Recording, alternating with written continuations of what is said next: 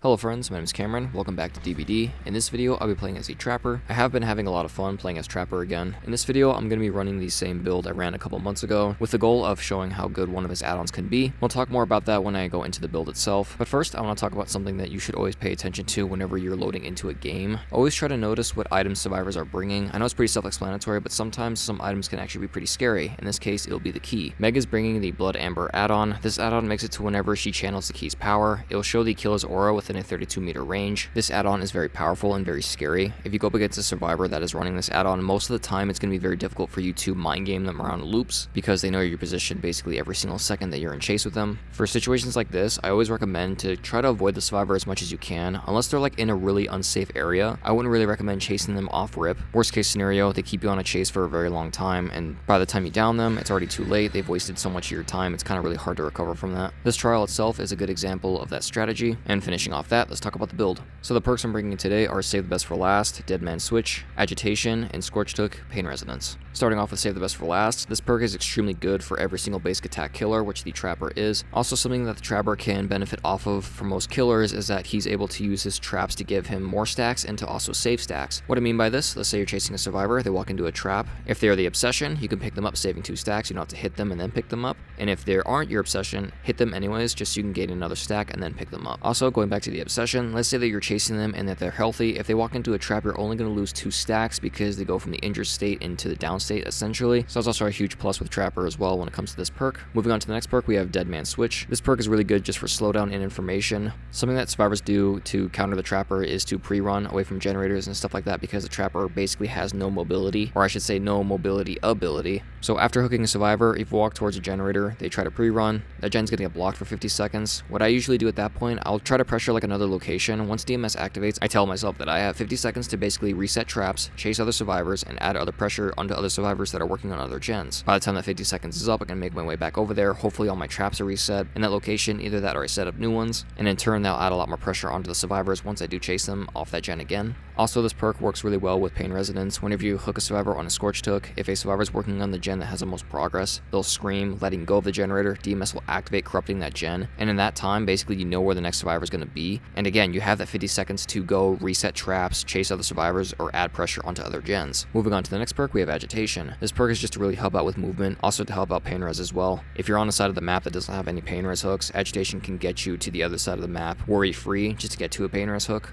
Also, Basement Trapper is extremely scary, so if you are in the area of basement but you can't really make it, at least by normal means, Agitation can help you get over to basement, and that can give you a lot of pressure onto the survivors because again, Basement Trapper is extremely scary. And moving on to the final perk, we have Pain Resonance. There's not much to say, it's our regression perk, it's extremely strong, it's one of the best regression perks in the game. Also, the event's going on right now, so auto-hooking is even stronger than ever because you can auto-hook survivors onto Scorched Hooks. With these perks, you can also change a couple of them up if you ever feel like it. You can bring Corrupt Intervention instead of DMS, either that or you can bring Sloppy Butcher instead of Agitation because like I said, the event's going on. Do keep in mind you cannot auto-hook inside basement, so Agitation can still be very useful for bringing survivors to basement. Okay, so those are the perks, now let's talk about the add-ons. The add-ons I've chosen today are the Fastening Tool and the Makeshift Wrap. I really do like the Fastening Tool. Setting up traps 50% faster is always helpful. Also, that increased time it takes for survivors to get out of bear traps can also be extremely helpful. If you're on the other side of the map, somebody walks into a trap, with this add-on it can kind of help you get over there and adding more pressure onto the person trying to get out of the trap. If they have friends, of course they're going to get out immediately, but still, at least at that point you know somebody's over there and it took them a little bit longer for them to get out of that trap instead of just like the 2 seconds it takes normally. And the main focus of this video is the Makeshift Wrap. What I'm trying to do is basically use it inside of loops where survivors can see it, so whenever they are looping around the trap, they're going to have to walk around it while I can walk through it, essentially making the loop bigger for the survivor, but smaller for me.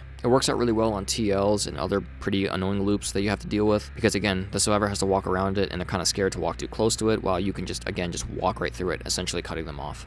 Alrighty friends, and that's the build. So I'm playing on Auto Haven Records, Blood Lodge. This map is pretty bad for basic attack killers. Almost every single loop and pallet on this map is extremely safe. There's some pretty decent loops inside the middle, near the main building itself. Also, the main building itself has a pretty safe window. There is at least grass on this map, so for the Trapper, it's not the worst thing in the world. And finishing off that, I want to thank you so much for watching, and I hope you enjoy. Blood Lodge. This map sucks. That's okay. Let's see how I do. The time has come to hurt some people. Also, the time has come to see inside my own head.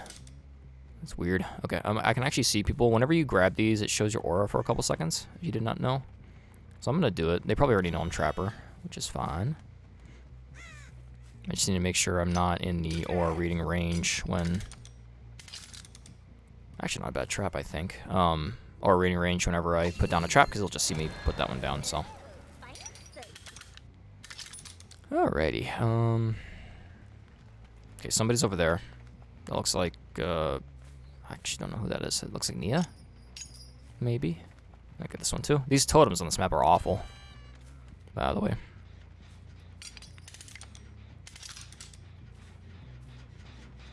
Hello? Somebody here? Hey, Laura. You have some burst? No, you don't. Just, didn't think I'd see you. Now, all you do have medkits, which is very aggravating to me, but that's okay. Okay, that was that over there. This map has some pretty bad gen placements, too.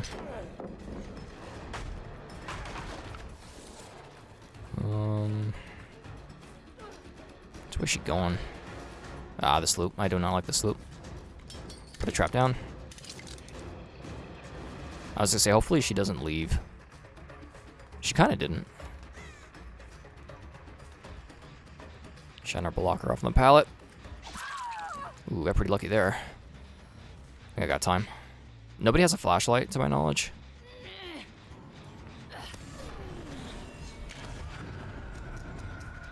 Where did they go? Oh, it's, oh, sick. Happy little accident. Hello, Ada. I think that was Meg I saw, so I didn't want to chase her. One, she has a key, and two, what's the word, she's my obsession. Sorry, focusing. Please go around to the right. No, the right, the right. Go to the right. Does she know that I have a trap there?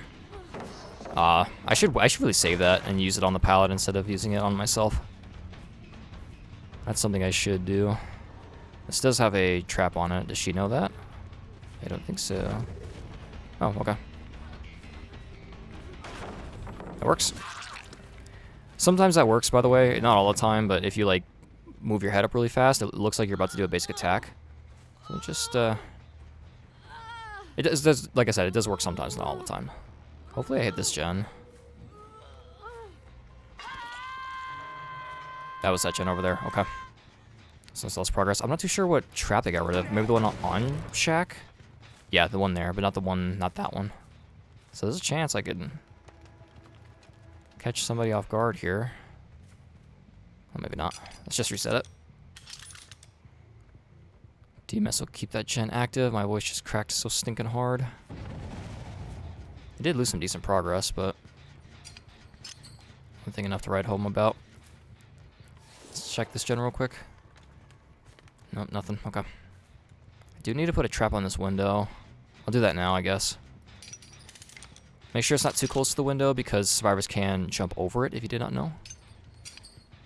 They did heal. They healed there. Okay. I don't want to chase you. I'm being too nice. I should have hit Ada, but I'm being a little nice.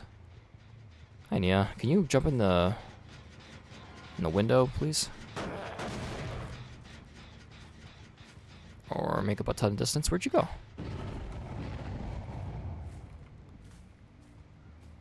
Oh, I was gonna say, holy crap. You have the, was that last year? Or was it like 2 years ago? I don't remember when this skin was made. There's nothing here for you. Yeah, unfortunate. If they want to waste time getting rid of traps, that's fine by me. I'm almost at 8 stacks. Let's do this one.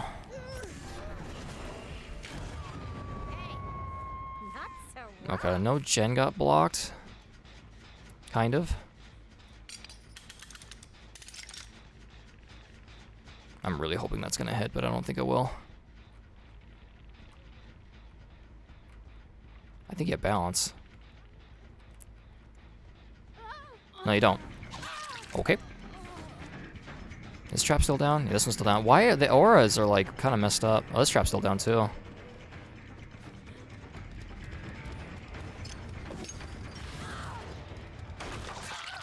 Reason why I hit after I could just pick them up, but I want 8 stacks. Remember that as well. You can do the same thing with the obsession. If the obsession is in a trap, basement might actually be a play. No, let's just put him here. Take out of that trap. Good job, guys. What was I saying? Sorry. If basement's an option. If they get hit by a trap, you can hit them twice, basically. Oh, that was this gen. Oh, man. Well, Shaq's kind of worthless now. I'm just going to reset this trap. I'm kind of hoping that someone's going to lead me over here and waste their time with it. Let's put a trap right here. Hopefully they didn't see me just place that. Honestly, I might just get Ada out of the game. Oh, hey, Nia. Hello, friend. Can you fall in that trap that's down there? Other way, friend. Nope, too far. Okay, that's fine. I need Meg. She's the one I need to, I'm in a basement. You can't auto hook in basement. Good to know.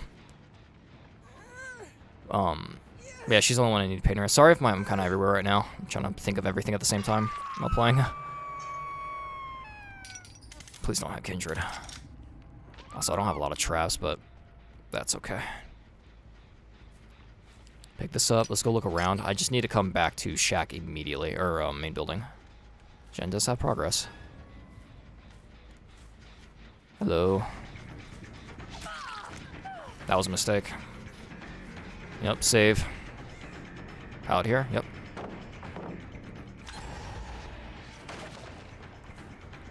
You guys are playing very well. I don't know if it's quick or quiet or just the game bugging. That did work. Oh, come on. Yeah, she's leading me to nothing. Good job. I don't think she has that hard. Let's make our way back to Things to Agitation. We'll be able to go back to basement, hopefully. No, I'm not going to get there in time. It's okay. I don't think we wasted too much time. DMS is active. There's Ada. I don't mind chasing you. But in the end, I might just chase the person that's injured.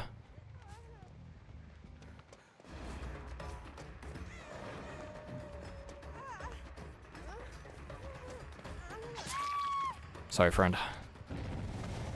I'm assuming Meg got her off the hook. I think Meg has like the super good what's the word what played Nia? Oh, you're dead? I didn't even notice. I think she has the super good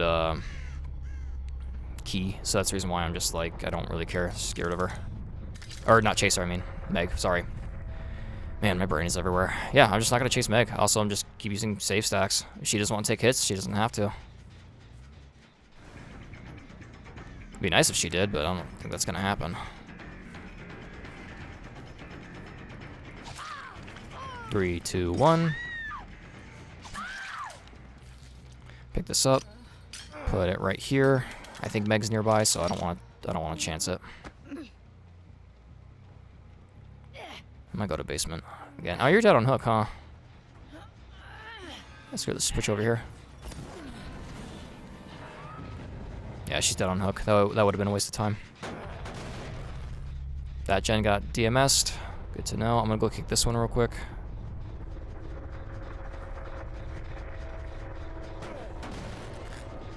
Not really in good spots to place a thing right there.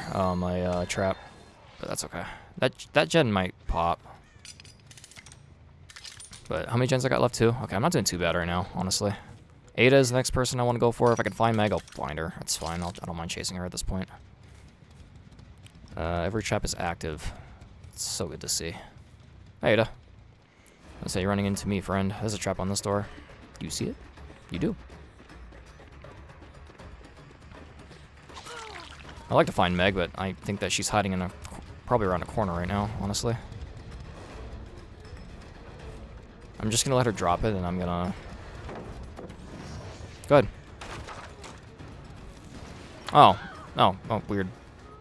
I was gonna say, I was really hoping that would work, but kinda didn't for a second there. I'm hoping that hatch will spawn here. I don't think someone brought an offering for it. I wasn't paying attention. Let's see. No. Well played, Ada. She does have a key. So honestly, I could trap it. Let's see. Nope, not here. So she could also have an offering to see where hatch is. Or is that a key offering? I don't remember. Either that or she has Bill's perk. There she is. She's running this way. I hear it. I doubt this will work, but hey, you never know. I did see her though, so I'm gonna linger. I think she has enough time. No, she doesn't. Now it's safe. Or she does. Okay. I don't know how keys work. Alright, I thought you had to completely restart that, but alright. Yeah, I was right. Yeah, this is the reason why I didn't chase her. She would have just, I wouldn't be able to mind game her or anything. So she also had, yeah, left behind as well. She had both. Okay, let's see. Nia, no clue about the sprint burst. Laura, she did actually have dead hard. She just messed up at the end. Or the second time I got her. When she was by the weird truck. Ada, she had life. I had no idea. We'll play to these people. I think they all did their best.